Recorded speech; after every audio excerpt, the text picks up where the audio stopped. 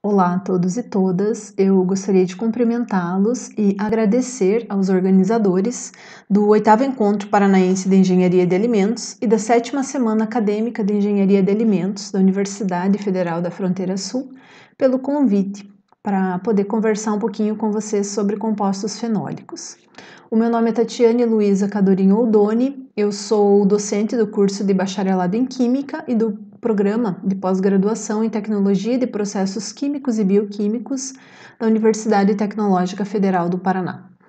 Então, o tema dessa palestra vai ser compostos fenólicos, extração, identificação e aplicação dessa classe de constituintes químicos.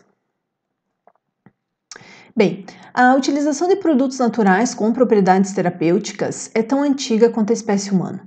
Durante muito tempo, produtos de origem vegetal, mineral e animal eram as principais, se não as únicas fontes utilizada por povos para tratar algumas enfermidades. Essa prática de utilizar produtos naturais para tratar enfermidades, ela é conhecida como medicina tradicional. E recentemente a medicina tradicional ela vem ganhando bastante notoriedade, vem recebendo muita visibilidade e importância. Por quê?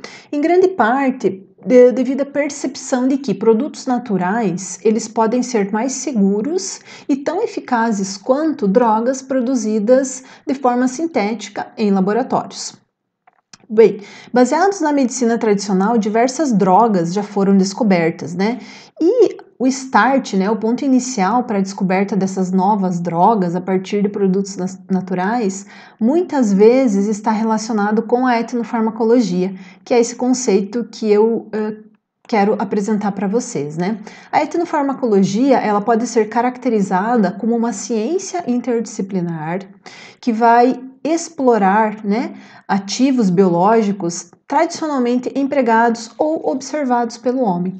Então, de uma forma muito simples, a gente pode sugerir que a etnofarmacologia é aquela ciência que vai, a partir da observação de como determinado povo ou cultura se relaciona, né, com o meio onde está inserido, como ele se relaciona com esse meio onde ele está inserido. Então, por exemplo, a gente pode observar em determinado povo a utilização de uma planta para cura, né, ou tratamento de dores de cabeça, por exemplo. Né? Essa seria a etapa de observação.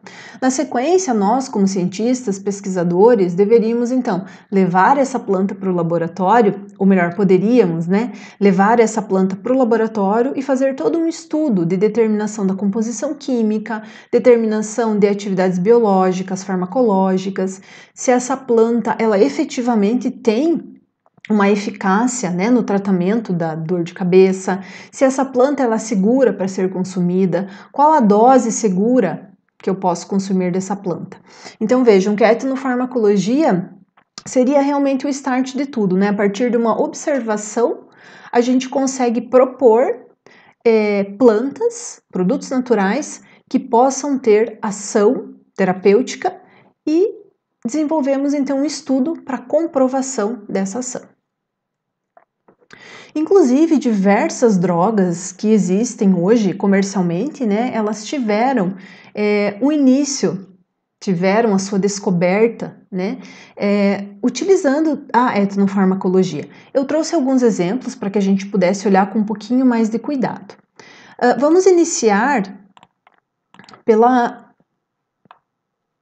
podemos iniciar então pela molécula de quinina. Tá? A quinina ela é um alcaloide que apresenta essa estrutura química e que foi isolada das cascas de uma árvore do gênero Chinchona. Essa árvore né, do gênero Chinchona, existem diversas espécies dentro desse gênero, mas elas se desenvolvem muito bem na América do Sul e no Brasil se desenvolvem também muito bem na floresta amazônica. Então, ainda no século XVII, os primeiros missionários que chegaram até o Brasil perceberam que a utilização do pó das cascas dessa árvore do gênero Chinchona, ela possuía ação antimalárica. Inclusive, eles acabaram levando e disseminando na Europa a utilização do pó das cascas dessa árvore, que ficou conhecida como pó dos jesuítas, né? E era utilizada para tratar a malária, febres, dores relacionadas à doença. Bem, no início só se utilizava as cascas, ou melhor, o pó das cascas dessa árvore. Com o passar do tempo, né, com o desenvolvimento da ciência, mais especificamente em 1820, dois franceses conseguiram então isolar a partir do pó da casca a molécula de quinina, né, e comprovar que efetivamente era essa molécula que estava ali presente e que proporcionava a ação antimalárica. Com o passar do tempo, novos estudos foram sendo desenvolvidos e drogas, outras moléculas, né, que foram então sintetizadas em laboratório a partir da estrutura original da quinina foram surgindo. Dentre elas, a cloroquina e o seu derivado hidroxicloroquina, né, que atualmente está no centro do debate aí de saúde pública, né? Alguns estudos ou algumas indicações, né, de utilização da cloroquina para tratamento da Covid-19. No entanto, é importante deixar muito claro que todos os resultados obtidos e estudos publicados até o momento não comprovam ou demonstram, né, que a cloroquina ela não só é ineficaz na luta contra o vírus, mas também aumenta substancialmente o risco de morte e arritmias cardíacas. Temos também a molécula de artemisinina, né, que essa molécula aqui é um sesquiterpeno obtido a partir da Artemisia annua, que é uma planta que é utilizada na medicina chinesa há mais de 2000 anos para tratar também a malária, né? Então tem essa propriedade antiparasitária.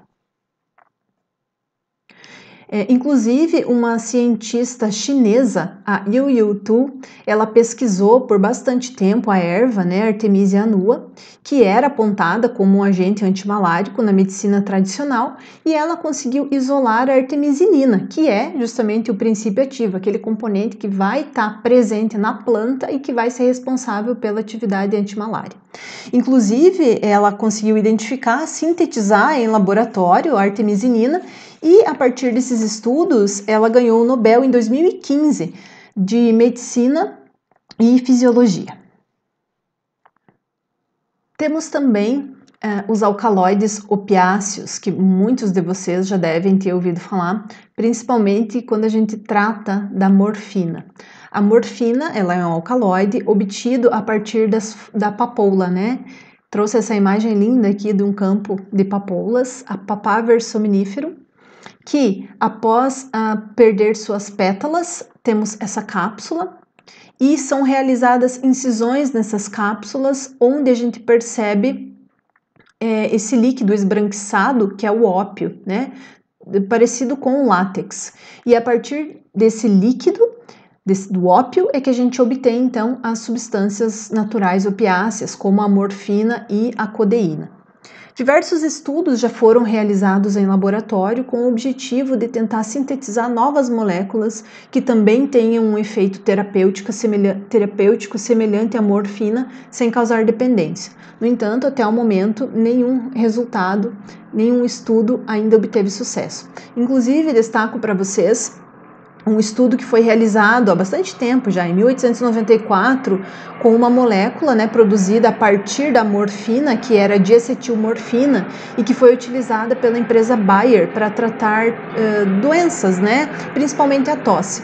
E a eficiência foi tão grande e ela foi considerada uma droga tão eficaz que ela foi definida como uma substância heróica, né? E aí que a gente tem o nome, triste origem do nome heroína. Trago também a planta Salix alba, utilizada também já há bastante tempo para tratar dores do corpo, principalmente as cascas da árvore, né, da Salix alba, mais conhecida como salgueiro. Com o passar do tempo, descobriu-se que o componente presente e responsável por essa atividade era a salicilina, né, que tem essa estrutura química aqui que eu apresento a vocês.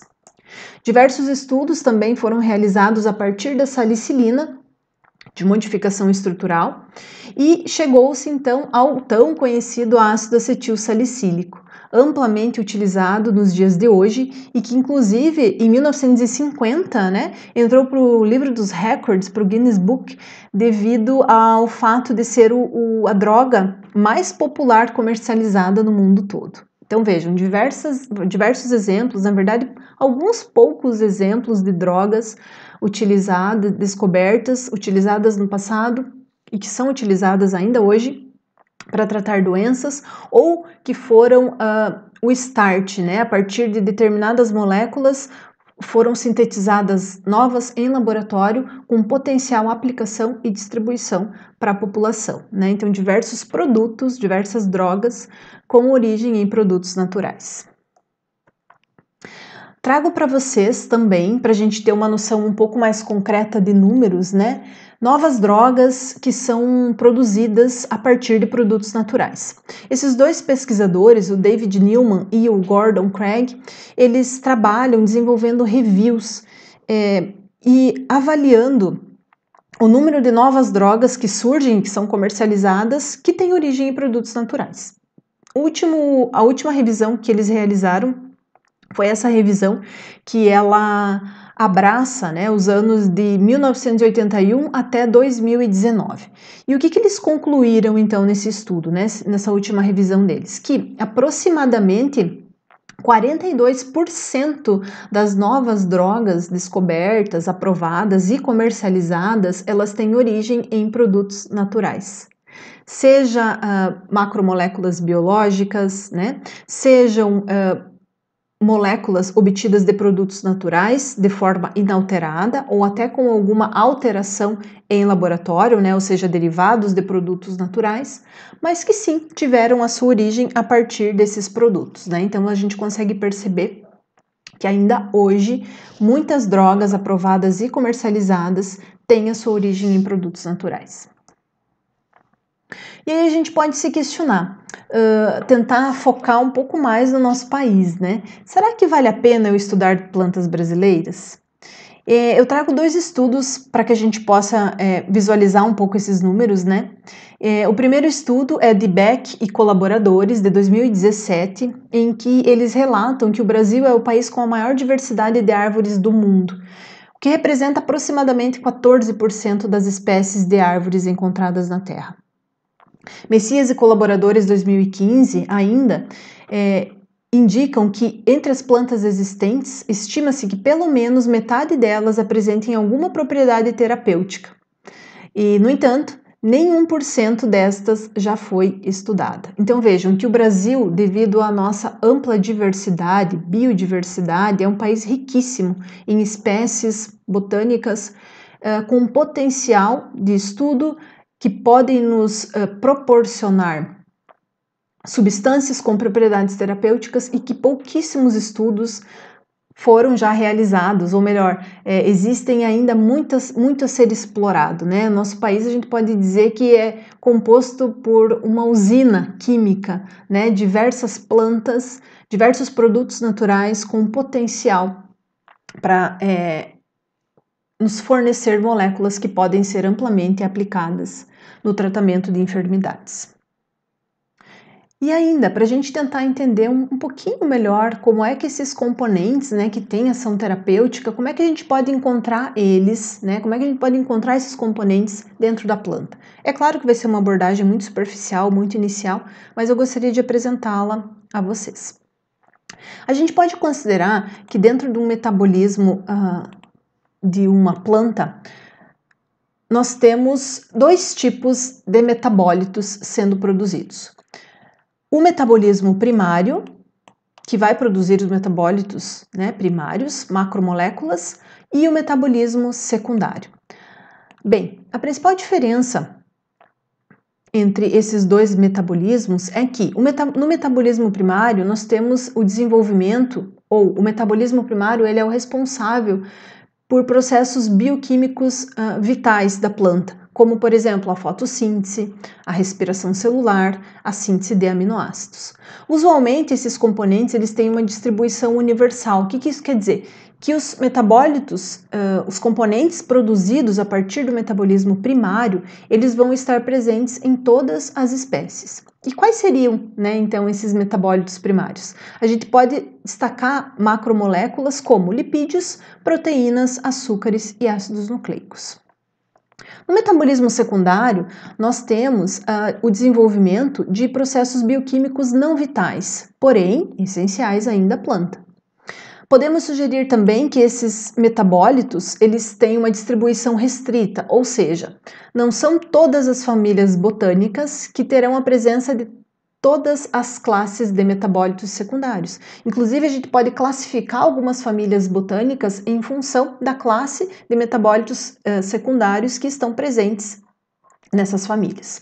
As principais funções que os metabólitos secundários eles desempenham normalmente importância ecológica e bioquímica, né? Poderia dar um exemplo para vocês, quando a gente tem flores, né? Aquelas flores bonitas, coloridas, né? Produzidas pela planta com o objetivo de atrair polinizadores para que ela possa se perpetuar, né? Conseguir se reproduzir. Normalmente a composição ou os constituintes químicos que estão presentes nessas flores e que conferem a essas flores aquela coloração característica capaz de atrair polinizadores, usualmente é conferida por compostos fenólicos, principalmente da classe dos flavonoides, né? Então seria um exemplo da ação dessa classe de metabólitos em plantas. Usualmente nós temos micromoléculas com estrutura complexa. O que eu gostaria também de deixar muito claro aqui é que, apesar do nome, né, metabolismo primário e secundário, não existe um metabolismo que seja mais importante do que o outro. Ambos se complementam e um retroalimenta o outro, né? Um fornece enzimas para o seu vizinho e eles conseguem então se complementar e atuar de uma forma muito harmônica, possibilitando o crescimento, desenvolvimento e reprodução dessas plantas. A gente pode dizer que, inclusive, é o meio que as plantas têm de suportar as adversidades que existem no meio onde ela está e também se comunicar com o meio, né, para superar essas adversidades, né? Seria a interface que a planta tem para se comunicar com o meio, porque diferente dos animais, as plantas são sésseis, né, elas não se movimentam, obviamente, né, mas precisa ter, então, um mecanismo que permita essa comunicação da planta com o meio onde ela está, e o metabolismo da planta, né, ele permite então essa comunicação, essa interface da planta com o meio. Alguns estudos mais recentes, inclusive, estão chamando o metabolismo secundário de metabólitos especializados, né, justamente para tentar caracterizar a importância dessa classe de componentes químicos. Eu vou trazer para vocês as principais classes de metabólitos especializados que nós podemos encontrar em plantas. O nosso foco será em compostos fenólicos, no entanto, eu gostaria de apresentar outras duas classes que são bastante encontradas em plantas e que têm muita importância. Começo pela classe dos terpenos, tá? Então, os terpenos, eles são basicamente constituídos, né, por uma unidade de isopreno, que seria essa unidade básica composta, né? Essa unidade básica composta por 5 átomos de carbono, e a unidade mais simples, então, seria essa de um terpeno, seria um hemiterpeno. Temos também os monoterpenos, que são constituídos por 2 unidades de isopreno, ou 10 átomos de carbono, como, por exemplo, o citronelol. Os sesquiterpenos, compostos por 3 unidades de isopreno, 15 átomos de carbono, como, por exemplo, o nerilodol. Diterpenos, compostos por 4 unidades de isopreno, 20 átomos de carbono, como a forscolina. Os triterpenos, compostos por 6 unidades de isopreno, 30 átomos de carbono, como a combretina. E os tetraterpenos, ou talvez a classe de componentes mais conhecidas, né?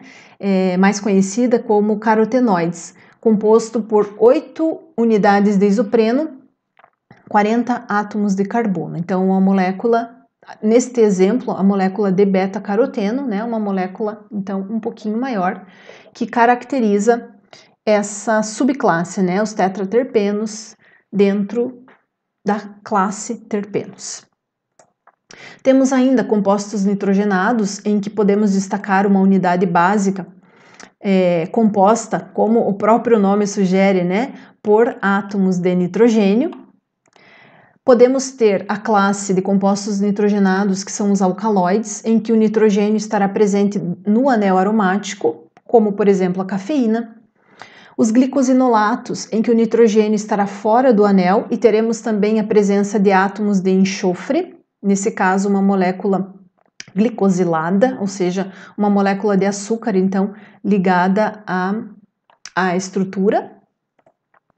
Temos também os glicosídeos cianogênicos, em que o nitrogênio está fora do anel, né? Usualmente nós temos essa classe caracterizada por uma carbono tripla nitrogênio e que durante o processo de hidrólise pode liberar ácido cianídrico, né? Que é um composto altamente tóxico e que as plantas acabam produzindo esses componentes, esses glicosídeos cianogênicos, como forma de proteção, principalmente contra alguns herbívoros, né? Então, a estrutura, o glicosídeo cianogênico por si só ele não tem um efeito tóxico, no entanto, quando o herbívoro consome a planta, né, que produz esse glicosídeo, durante o processo de metabolismo, enzimas, né, são liberadas, ocorre a hidrólise da molécula e libera-se o ácido cianídrico que pode matar o herbívoro por asfixia.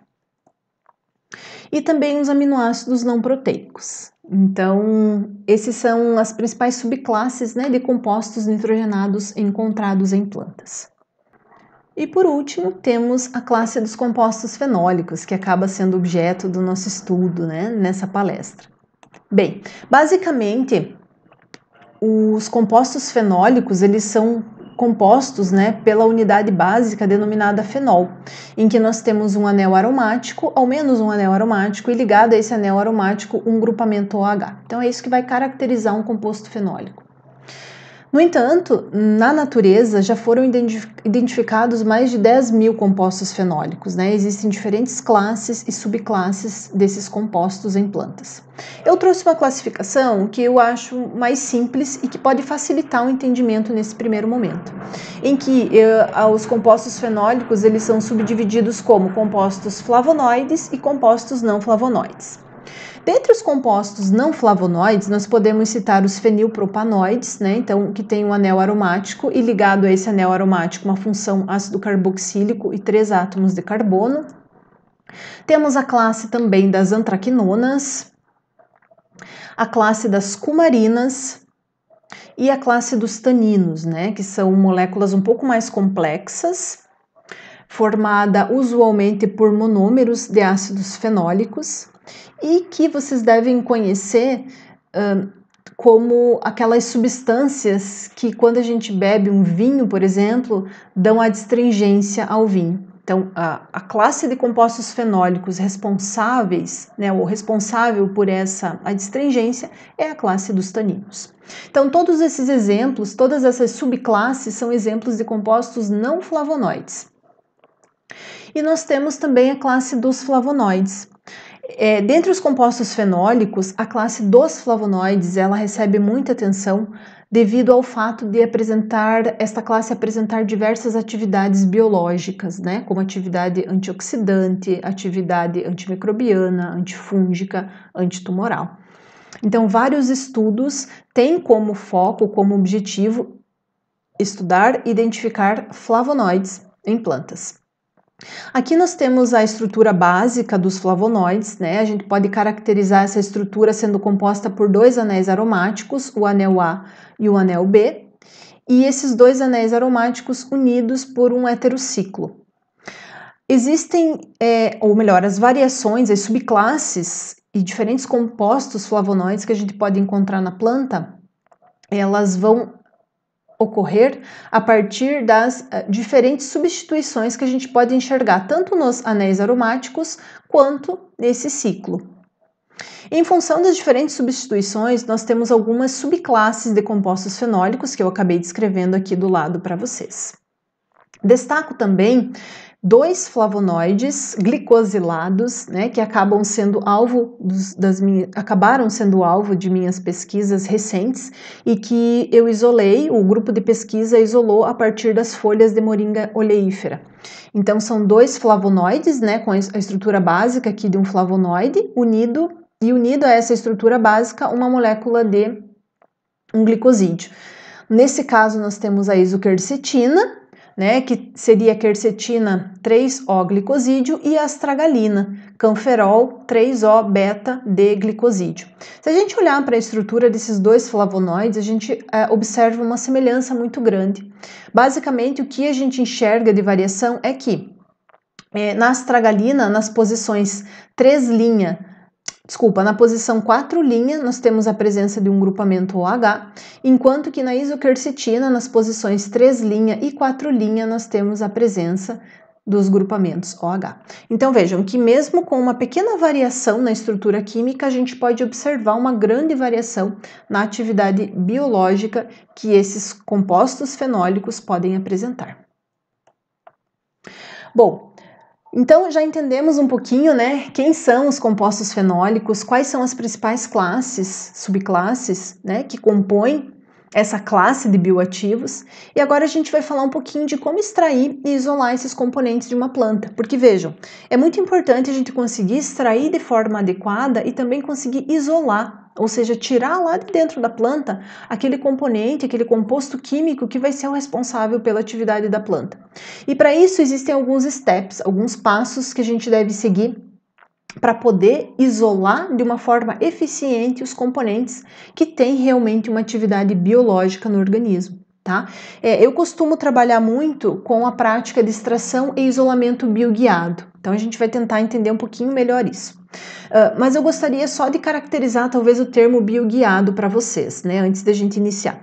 Bioguiado quer dizer que durante toda a etapa de extração e isolamento a gente vai monitorar alguma atividade biológica. Que atividade biológica? Aí vai depender do que vocês estão querendo, da atividade que vocês estão querendo descobrir daquela planta, né?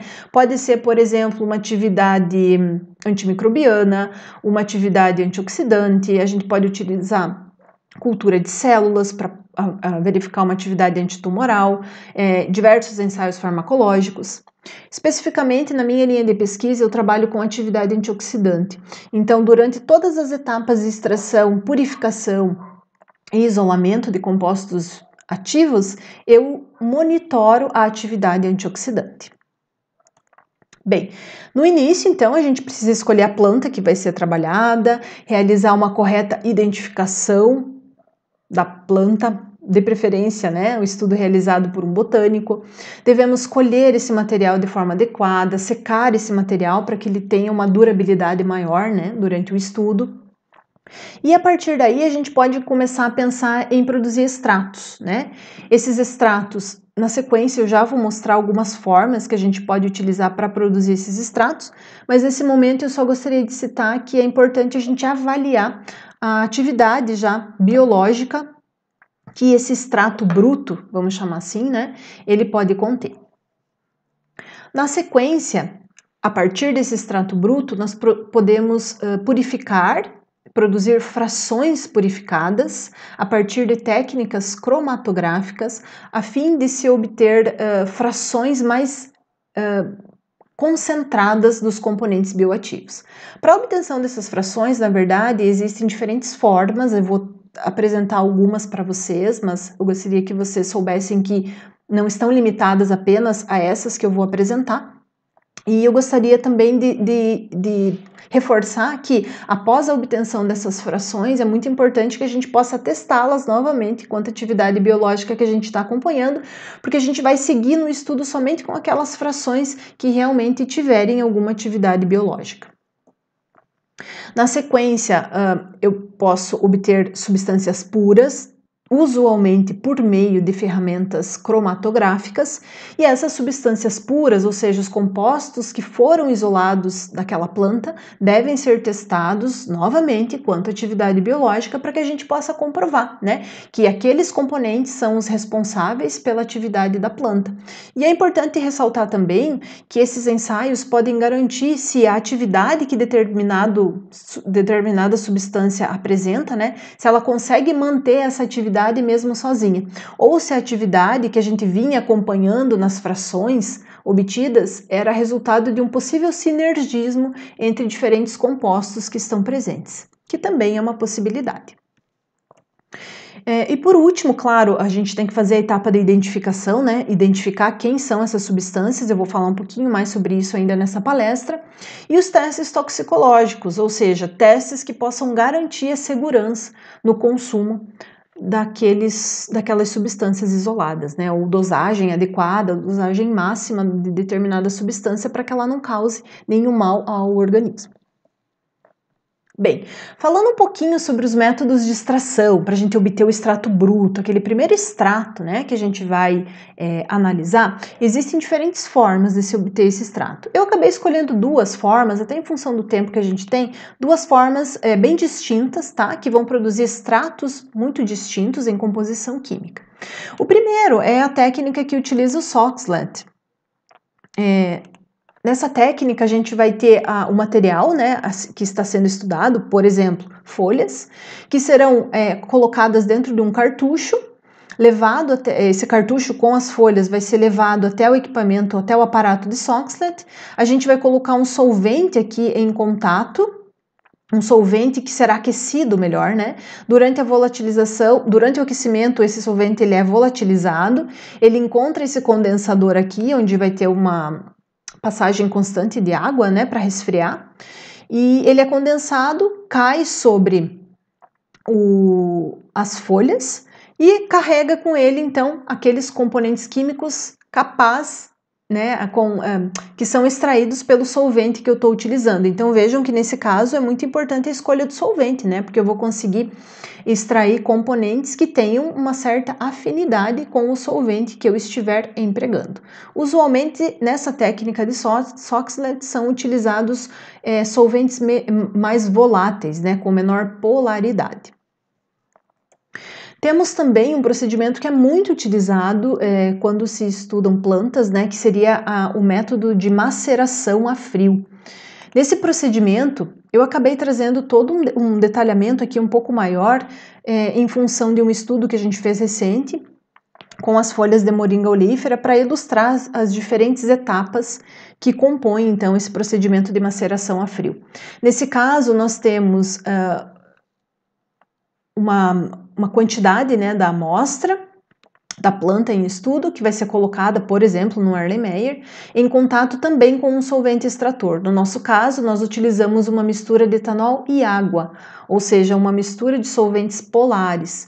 Por quê? O nosso objetivo era extrair compostos fenólicos, né? Se vocês lembram, compostos fenólicos, eles são caracterizados pela presença de grupamentos hidroxila, né? Os grupamentos hidroxila, eles acabam fornecendo uma certa polaridade às moléculas, aos compostos fenólicos. Então, quando a gente vai trabalhar com a extração de compostos fenólicos, usualmente dá-se preferência por solventes mais polares. Bem, essa mistura, então, ela vai ficar sob agitação numa mesa agitadora a temperatura ambiente, por um determinado período, né, 24 horas, por exemplo. No nosso caso, uma agitação de 85 RPM por 24 horas. Na sequência, esse extrato ele é filtrado. O que resta aqui no papel filtro, ele é novamente extraído com mais um volume da mesma mistura extratora. Esse procedimento ele pode ser repetido por 3 vezes, pelo menos, ou mais vezes, né? A gente precisa garantir que a gente vai conseguir extrair todos os componentes fenólicos ou componentes de interesse, né? Utilizando essa mistura extratora. Bem, no final, os filtrados todos são unidos e a gente tem, então, o extrato bruto. Nesse caso, nós tínhamos o extrato de moringa oleífera. A gente pode trabalhar, dar sequência ao estudo a próxima etapa, né, que seria uma partição, uma purificação, a obtenção de frações utilizando esse extrato líquido, ou a gente pode concentrar esse extrato líquido e obter extratos concentrados, como nesse caso aqui, né, nós obtivemos os extratos de moringa oleífera liofilizados. De que forma a gente obteve esse extrato? A gente evaporou o etanol, né, por meio de um evaporador rotativo, e na sequência a água foi liofilizada e então obtivemos os extratos, né? E a partir desse extrato seco é que a gente seguiu o estudo. Inclusive, o procedimento, né, os resultados obtidos a partir desse estudo, eles renderam, né, um artigo que foi recentemente publicado na Food Research International, em que a gente conseguiu avaliar a atividade anti-hiperglicêmica do extrato bruto das folhas de moringa oleífera e também isolamos, né, compostos fenólicos com potencial antioxidante. Então eu quis trazer esse estudo porque eu acho ele, e essa imagem melhor, né, esse fluxograma, ele é bem representativo da etapa da extração fracionada, que é muito usual a gente realizar para se obter frações mais puras. Bom, nesse caso, nós utilizamos então as folhas de moringa oleífera. As folhas de moringa oleífera, elas foram extraídas, né, com uma mistura de etanol-água, 80-20, a temperatura ambiente. Nós obtivemos, então, a partir disso, o extrato hidroalcoólico. Esse extrato ele foi testado quanto à atividade antioxidante e atividade anti-hiperglicêmica. Observamos uma atividade considerada adequada e, na sequência, partimos para a etapa de extração fracionada ou produção de frações. Como é que a gente fez isso? Então, a partir daquele extrato concentrado que eu apresentei no slide anterior, nós fizemos uma extração do tipo sólido-líquido, né? Então, nós tínhamos aquele extrato bruto sólido e àquele extrato nós fomos adicionando diferentes solventes com diferentes polaridades. Utilizamos hexano, utilizamos diclorometano, estadetila, acetona, etanol e ainda uma mistura de etanol e água. Então vejam, diferentes solventes com diferentes polaridades. A gente foi acrescentando aquele extrato bruto em uma ordem crescente de polaridade. O que é o resultado disso aqui? Como nós temos diferentes solventes que têm uma estrutura química característica, uma polaridade característica, nós conseguimos produzir frações ricas em determinada classe de ativos, né? Então a gente consegue, utilizando um determinado solvente, concentrar uma determinada classe de componentes químicos em uma determinada fração, tá? Eu trouxe até uma tabela aqui para apresentar a vocês as principais classes de substâncias que a gente consegue extrair em função do solvente que está sendo empregado. Então, por exemplo, quando a gente utiliza o hexano, nós extrairemos principalmente lipídios, ceras e pigmentos, componentes apolares. Tolueno, diclorometano e clorofórmio, alcaloides, antraquinonas e óleos. Com astadetila e butanol, flavonoides e cumarinas. Etanol e metanol, né, que seriam solventes orgânicos mais polares, nós conseguimos extrair glicosídeos de uma forma geral. E ainda podem ser feitas misturas hidroalcoólicas, acidificação ou alcalinização do meio para a gente poder obter diferentes classes de componentes. O que eu gostaria de destacar aqui é que é importante visualizar isso, né? Quando vocês forem desenvolver o estudo, é importante já sugerir determinados solventes que serão empregados e já imaginar qual é a classe de componentes que estarão sendo extraídos por esse solvente escolhido por vocês.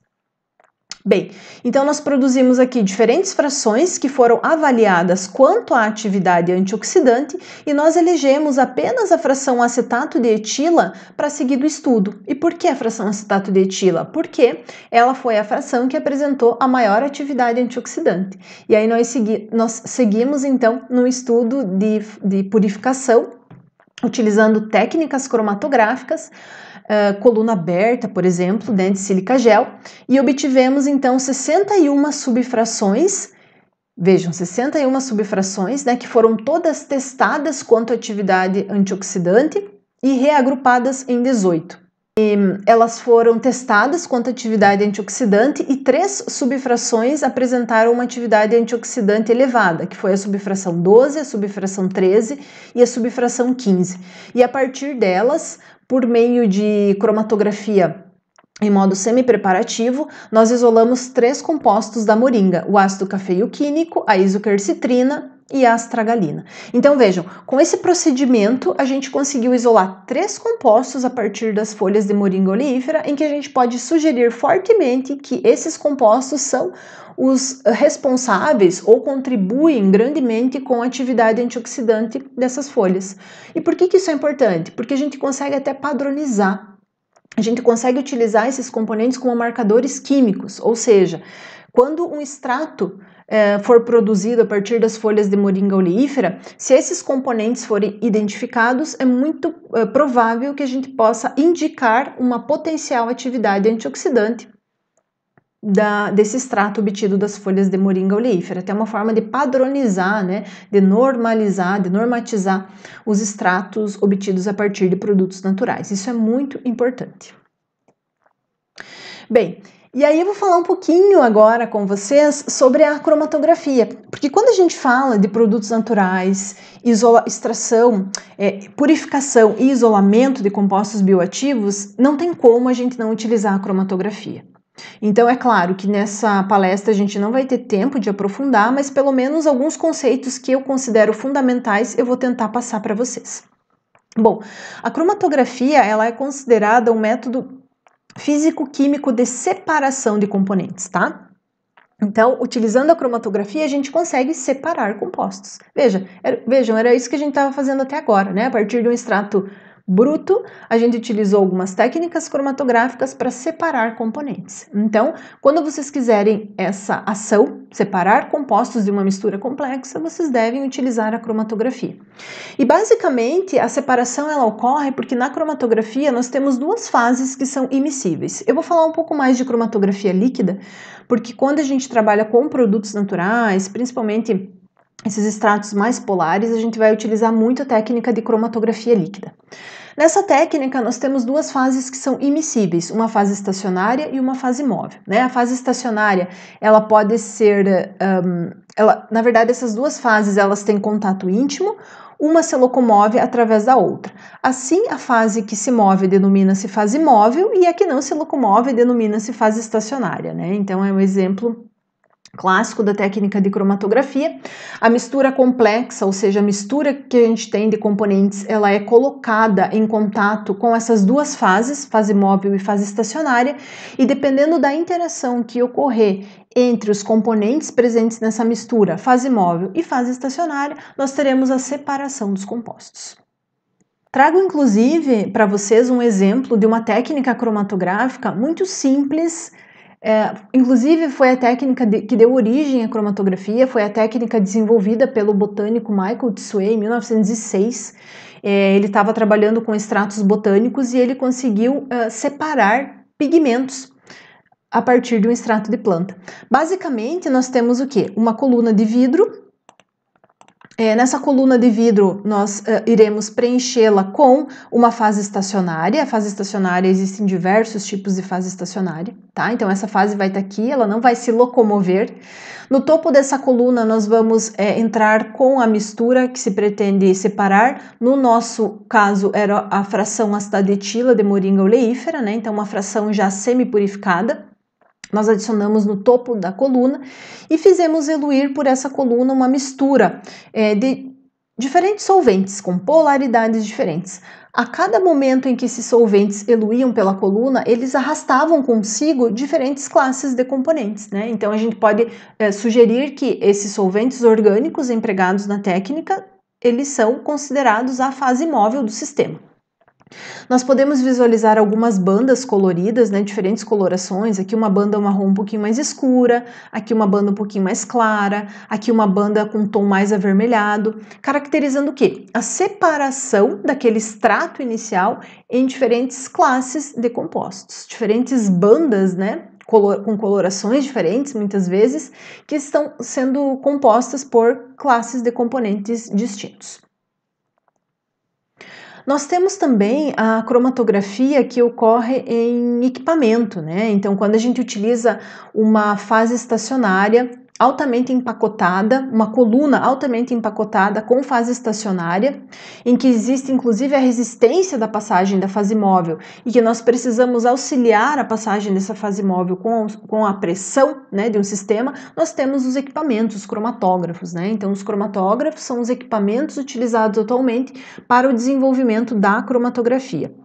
E de uma forma muito simples também, eu quis trazer aqui para vocês alguns exemplos de colunas que podem ser utilizadas, né, nos equipamentos de cromatografia, né, desde colunas analíticas, que são essas mais finas aqui, né, de menor diâmetro, até colunas semi-preparativas e preparativas, que têm um diâmetro maior, em que a gente consegue colocar mais fase estacionária ali dentro e, por consequência, isolar, obter uma quantidade maior dos componentes que precisam ser separados. Basicamente, nós temos na cromatografia também, né, a separação de componentes, com a grande diferença de que aqui nós temos uma maior resolução, né, nós conseguimos separar de uma forma mais eficiente o maior número de compostos, tá, devido a características da fase estacionária, devido a características do equipamento. Mas o que eu gostaria realmente de ressaltar é que o processo de separação ele vai ocorrer dentro de uma coluna de separação, seja ela analítica, semi-preparativa ou preparativa, e os componentes são introduzidos então dentro dessa coluna. E conforme ocorre a interação desses componentes com a fase estacionária, né, que vai estar preenchendo a coluna, ou com a fase móvel, que vai estar sendo bombeada constantemente pelo sistema de cromatografia, nós teremos a separação dos constituintes químicos. Aqueles constituintes que interagem mais fortemente com a fase estacionária vão demorar mais tempo para eluir da coluna, enquanto que aqueles componentes que têm uma afinidade maior com a fase móvel serão eluídos mais rapidamente da coluna de separação e chegarão primeiro até o detector, né? Então, saindo aqui da coluna de separação, no final aqui nós temos um detector que pode variar também, são vários tipos de detectores que podem ser empregados, mas que vão gerar um sinal em função do componente que está sendo eluído. Bom, temos aqui um exemplo, né? Deixa eu só apagar aqui. Para representar um pouco melhor, né, eu quis trazer um exemplo para vocês de fase estacionária que pode ser empregada durante uma separação cromatográfica, né? Nós temos muito usualmente utilizadas fases com uma partícula de sílica modificada em que a gente liga a essa partícula de sílica, vamos dizer assim, uma cadeia com 8 átomos de carbono, uma cadeia de hidrocarbonetos, que pode variar, pode ter 3, 8 ou até 18 átomos de carbono, né? As mais usuais são as colunas do tipo C18, que quem trabalha com cromatografia provavelmente vai ouvir falar muito, né? Esse tipo de fase estacionária é bastante empregado, porque tem uma capacidade de separar uma grande diversidade de classes de compostos químicos, né? Então, o que a gente quer aqui durante a separação é que ocorra uma certa interação entre os meus analitos, né, os componentes aqui que eu tenho na mistura, e a fase estacionária, né? Devem ocorrer interações aí intermoleculares que permitam essa interação entre os analitos que eu quero separar e a fase estacionária. Se não tiver interação, não tem separação. Tá? E aí, de novo, aqueles componentes que vão interagir mais fortemente com a fase estacionária, eles ficam mais tempo retidos, e os que interagem mais fracamente com a fase estacionária, ou seja, tem uma afinidade maior também com a fase móvel, sairão antes da coluna e serão detectados primeiro no detector. O que é a resposta, né, que a gente tem quando nós trabalhamos com a cromatografia? Eu trouxe aqui um exemplo, né, um cromatograma. Isso é o gráfico, né, que a gente gera a partir de uma análise cromatográfica. Nesse caso, nós separamos 14 compostos fenólicos. A gente desenvolveu esse método para identificar compostos fenólicos em extrato de jambo, Syzygium malaxense, que é uma outra planta que nós estudamos no laboratório. Então vejam, nesse cromatograma nós conseguimos visualizar a completa separação de 14 compostos fenólicos, né? Aqui no título da figura nós temos a indicação de quais são esses componentes, todos ou ácidos fenólicos ou flavonoides, né? Miricetina, rutina, quercetina, exemplos de flavonoides. E com uma completa separação entre os componentes químicos, né? Essa é uma separação desejada, em que todos os compostos estão completamente separados. Podemos ter algumas informações adicionais que são muito bem-vindas na hora de identificar os compostos, né? Porque vejam, a cromatografia ela vai ser utilizada tanto para separar os componentes químicos quanto para identificar os componentes, né? A gente pode utilizar algumas ferramentas que eu vou trazer agora para vocês que vão auxiliar nesse processo de identificação, que também é muito importante, né? Não adianta a gente só separar os componentes se a gente não conseguir identificá-los e também quantificá-los, tá? Apesar de que o foco nosso maior aqui nessa palestra vai ser a identificação. Bem, nessa tabela eu trouxe as informações, as mesmas informações, ou melhor, os mesmos componentes, né, que foram separados e que a gente consegue visualizar aqui no cromatograma, eles estão descritos aqui nessa tabela, tá? Os 14 componentes com algumas informações adicionais, como por exemplo, o tempo de retenção, ou seja, qual tempo em minutos, né? Qual é o tempo em minutos que cada componente leva para sair da coluna e chegar até o detector, né? Então eu tenho esse tempo de retenção aqui descrito. Tenho também uma informação que é muito importante na hora de identificar os compostos fenólicos, que é trabalhar com o perfil de absorção no ultravioleta, tá? Nessas outras colunas aqui, nós temos algumas informações bastante úteis para o trabalho de quantificação. O que eu gostaria de destacar nesse momento para vocês é o seguinte: quando a gente vai fazer a identificação de compostos fenólicos, vocês podem já começar o trabalho de identificação olhando para dois parâmetros. O primeiro parâmetro seria a ordem de eluição dos compostos, ou seja, qual é a ordem em que cada composto fenólico vai eluir de dentro da coluna de separação. É possível que o tempo de retenção varie, né? Por exemplo, o ácido gálico, né, nesse ensaio, ele eluiu com um tempo de 4,3 minutos. É possível que no ensaio seguinte, esse tempo de retenção varie um pouquinho, por exemplo, 4 minutos, 5 minutos, dependendo do equipamento que está sendo utilizado, né? Características individuais do laboratório. No entanto, a ordem de eluição, ou seja, ácido gálico saindo em primeiro, catequina em segundo, ácido vanílico em terceiro e assim sucessivamente, isso não vai mudar. Por quê? Desde que se utilize a mesma fase estacionária, né? Faça um parênteses aqui. Por quê? Como a interação que vai reger a separação, a gente já pode imaginar na estrutura química que esses componentes têm e como é que vai ser a interação desses componentes com a fase estacionária. Né? Então, se eu estiver utilizando sempre a mesma fase estacionária, né? Ou seja, uma fase estacionária de mesma composição, por exemplo, uma fase estacionária do tipo C18, a ordem de eluição desses componentes vai ser sempre a mesma. Né? Então, a gente sabendo isso já é um indicativo que pode nos auxiliar no trabalho de identificação. A segunda informação bastante empregada para identificar compostos fenólicos é o perfil de absorção na região do ultravioleta. Por quê? Os compostos fenólicos, usualmente absorvem radiação na região ultravioleta em função da sua estrutura química, né? Presença de insaturações, elétrons não ligantes. E a gente consegue sugerir qual é o tipo de classe de compostos fenólicos presentes em função dessa absorção, que acaba sendo característica. Então, por exemplo, né? Se a gente olhar para essa molécula que está representada aqui, né, aqui no slide, nós temos um flavonoide, né? Então essa é a molécula aqui, é um flavonoide, e ligado a esse flavonoide aqui, né, uma molécula de açúcar. Vejam, esse é o perfil de absorção. A gente consegue enxergar dois lambdas de máxima absorção, um lambda em 261 nanômetros e um lambda em 352 nanômetros, tá? Essa lambda aqui, banda 2, referente à absorção principalmente desse anel A, e a banda 1 relacionada à absorção do anel em B, tá? Então a gente já consegue, observando para esse perfil de absorção, sugerir qual é a classe de composto fenólico que está presente.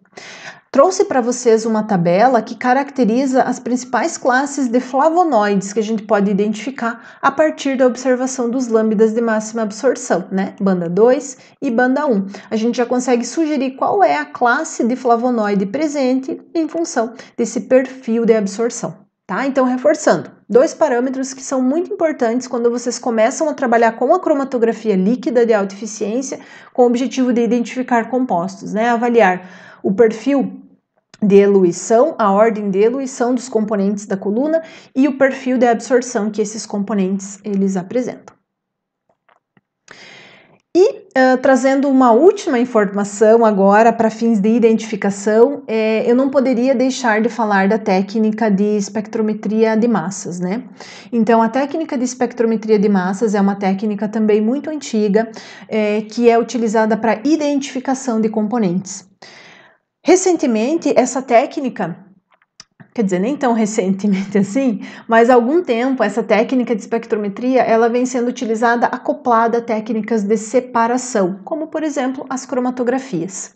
O que é a vantagem de a gente unir as técnicas de separação, como as cromatografias, com uma técnica de identificação, como a espectrometria? A gente consegue, num primeiro momento, separar os componentes dentro da cromatografia e conforme cada componente é eluído de dentro da coluna, ele é direcionado para o espectrômetro de massas, que nesse caso vai atuar como um detector, né? Ele vai trazer informações muito importantes para se identificar com os componentes que estão eluindo da coluna, sem a necessidade da utilização de padrões, tá? Então, basicamente, na técnica de espectrometria de massas, nós teremos começando aqui com a cromatografia líquida, melhor, né? Então, vocês conseguem visualizar aqui a coluna de HPLC, os diferentes componentes, então, eles saem da coluna de separação e eles são direcionados, então, para o equipamento, que é o espectrômetro de massas. O que vai acontecer nesse equipamento? Basicamente, ou melhor, a condição básica, né, para a gente poder analisar qualquer molécula por espectrometria de massas é a formação de íons. Esse equipamento, ele consegue identificar, separar íons. Então, nós temos muitas vezes moléculas neutras saindo do equipamento de cromatografia, chegando até o espectrômetro, então, num primeiro momento, nós precisamos ionizar essas moléculas. Existem diversas formas de ionizar a molécula. Eu trouxe para vocês um exemplo, né, de ionização, que é a ASI, também conhecida por ionização por eletrospray, a técnica MALDI, que também está descrita aqui, bastante empregada para produtos naturais, tá? Mas a técnica de eletrospray acaba tendo um espaço um pouco maior, né, quando se trabalha com produtos naturais. E é por essa ferramenta de ionização que nós conseguimos, num primeiro momento, ionizar a molécula, tá? E, num segundo momento, após esse processo de ionização, a molécula, ela começa a se fragmentar, tá?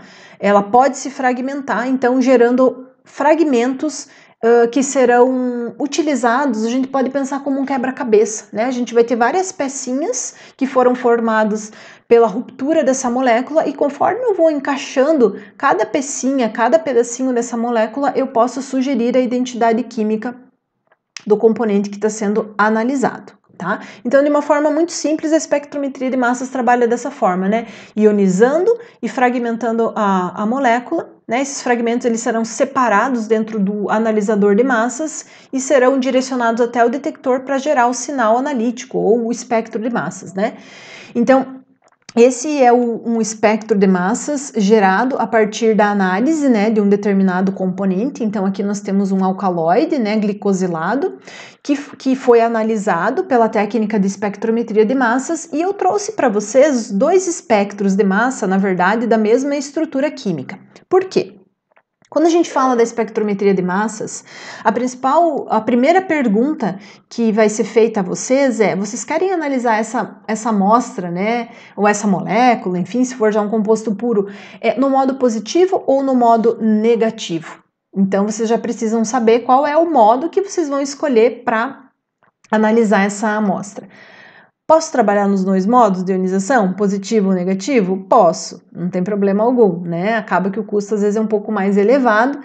Então, quando você desconhece a amostra, você não sabe exatamente quais são os componentes que estão presentes ali dentro dessa amostra, você pode optar por trabalhar tanto no modo negativo quanto no modo positivo. O que diferencia esses dois modos, né? Quando a gente trabalha no modo positivo, que seria esse caso aqui, ó, que seria o modo positivo, tá? O que acontece? Durante o processo de ionização, a gente vai protonar essa molécula, ou seja, um átomo de hidrogênio vai ser inserido aqui na estrutura, tá? E o que vai ser a resposta disso no espectro de massas? Eu vou enxergar como fragmento de íon molecular, que é esse fragmento aqui, ó, que tem a maior razão massa-carga. Esse MZ quer dizer uma razão entre massa e carga do composto. Então, a razão massa-carga, que usualmente representa a massa molecular do composto com uma unidade de massa a mais, porque eu inseri um hidrogênio, protonei essa molécula durante o processo de ionização. Então, isso vai acontecer com moléculas que tenham capacidade ou facilidade de receber prótons, tá? Então, a principal informação que a gente vai ter aqui vai ser a massa molecular do composto com uma unidade de massa a mais.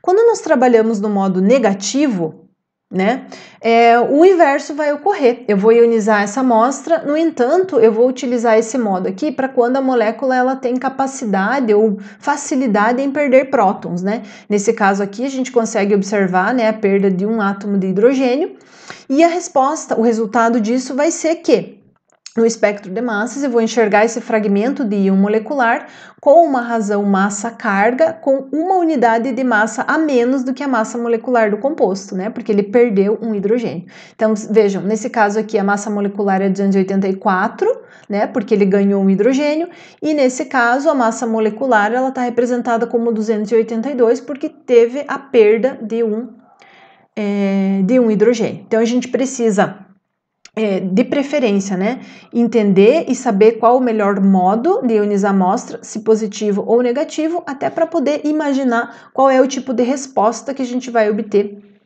num espectro de massas, tá? Na sequência, então, esse fragmento com maior razão massa-carga, ele vai indicar a massa molecular do composto, então é uma informação muito importante para fins de identificação. E a gente pode, então, como eu comentei com vocês, a molécula ela pode se fragmentar, né? Ela pode se quebrar em diferentes pedacinhos, e a gente vai, então, observar, a partir desses diferentes pedacinhos, fragmentos que representam a massa do composto, né? Então, aqui, sugerindo uma ruptura nessa ligação aqui, né, a gente pode enxergar um fragmento com a razão massa-carga 168, que foi gerado a partir da ruptura dessa ligação aqui e gerado a partir desse pedaço da molécula que ficou com a carga, tá? E ainda, né, com uma informação adicional, vocês devem ouvir falar em algum momento sobre espectrometria de massas de alta resolução. Essa técnica, né, o slide que eu apresentei anteriormente para vocês, eu acabei esquecendo de comentar, mas é a técnica de espectrometria de massas de baixa resolução. Eu vou até voltar aqui, porque a gente consegue visualizar a massa do composto, né, é uma massa unitária. É um pouco mais difícil de a gente chegar à identidade química do composto olhando só esse fragmento aqui ou só observando a massa molecular. No entanto, quando a gente trabalha com equipamentos de alta resolução, vocês podem visualizar aqui o fragmento, né, nesse caso aqui o íon molecular, né, onde a gente consegue visualizar a massa exata do composto. Então, é muito difícil que mais do que uma estrutura química tenha uma massa exata, né, aqui com 4 casas decimais que coincidam. Então, quando a gente consegue trabalhar com esse tipo de equipamento, né, e como é que eu vou conseguir essa resposta? Eu preciso ter um equipamento que faça análise de massas de alta resolução. E aí existem vários equipamentos disponíveis hoje comercialmente. Um dos mais empregados é do tipo QTOF, em que nós temos 2 analisadores, né, acoplados, o Q representa um analisador do tipo quadrupolo e o TOF um analisador do tipo tempo de voo, né? Então, num primeiro momento ocorre a ionização, ocorre sim a ionização da molécula e a representação do fragmento que representa a massa molecular do composto. E num segundo momento ocorre, a gente escolhe um dos fragmentos, normalmente os fragmentos mais intensos, para eles serem refragmentados e nos trazerem então informações adicionais, tá? Nesse exemplo aqui, nós temos, são 3 moléculas, tá? Então, 3 moléculas distintas encontradas dentro da classe de compostos fenólicos, tá? São derivados do ácido cafeico, né? Nós temos o ácido 5, o 3 e o 4 cafeioquínico, né? Então, estruturas muito semelhantes.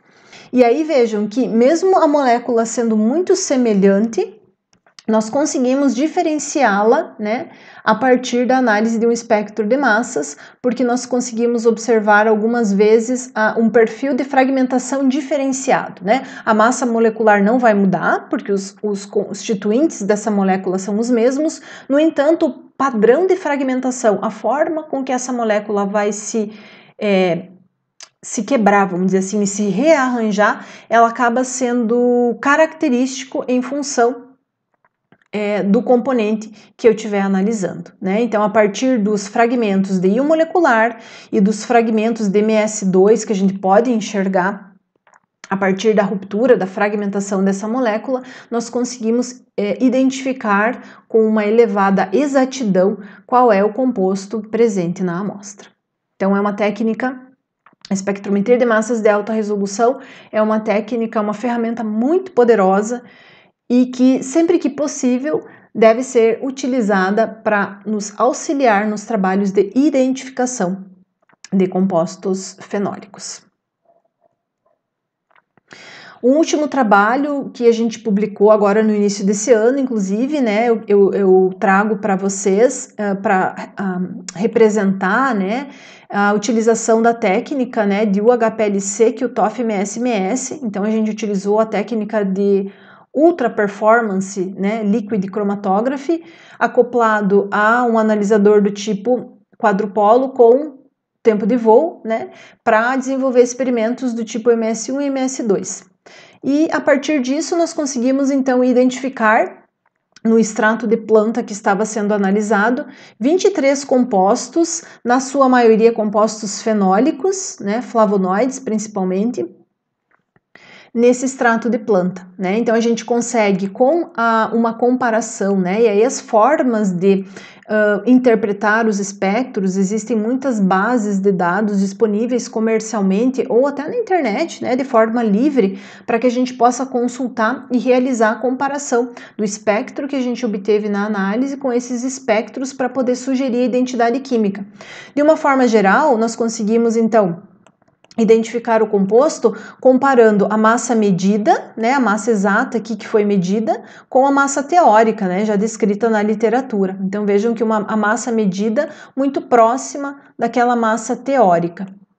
Nós costumamos, inclusive, calcular o erro da medida para justamente garantir, né, que a identificação ela está sendo realizada com segurança, né? Usualmente, até um erro de até 10 ppm pode ser considerado como adequado para esse trabalho de identificação.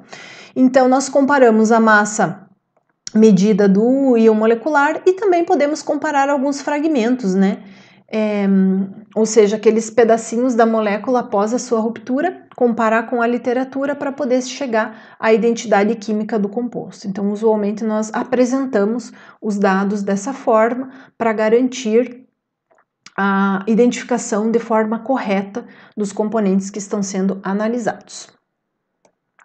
Bom, e é basicamente isso, né? Eu gostaria de trazer um pouquinho para vocês sobre essa classe de compostos fenólicos, né? Essa classe de metabólitos secundários tão importante, presentes em plantas, que tem uma ampla faixa, assim, de atividades biológicas, principalmente atividade antioxidante, e que pode e deve ser amplamente explorada para que a gente possa isolar componentes que possam ser possíveis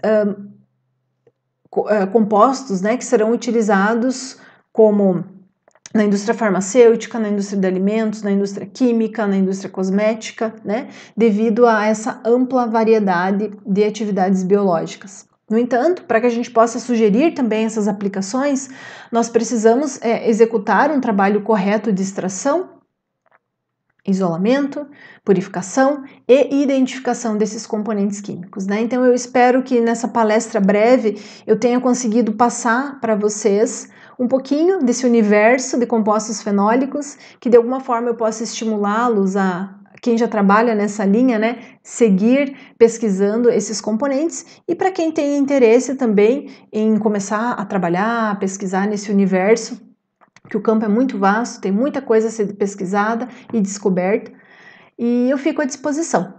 Um abraço e obrigada pela atenção.